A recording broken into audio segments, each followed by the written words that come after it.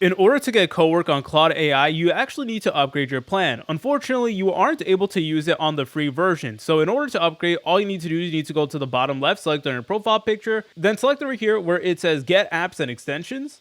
And then as you're able to tell, if we scroll down, it's going to let you know that Cowork basically offers hands-off complex tasks so you can focus on other work. So it's only on desktop, but you will need to go ahead and actually upgrade in order to actually use it.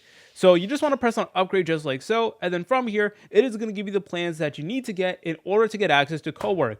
So you're able to pay $17 a month in order to try Cowork and access the best models. You'll get unlimited projects, connectors, and more. But if you guys are really serious, you guys can also get the $100 a month plan as well to get the most out of Cowork plus 5x or 20x more usage than Pro. So a lot of great options over here. So please take time to consider this, but this is where you need to go if you want to get Cowork on Claude AI. If you guys found this video helpful, make sure to leave a like and subscribe. I'll see you in the next tutorial.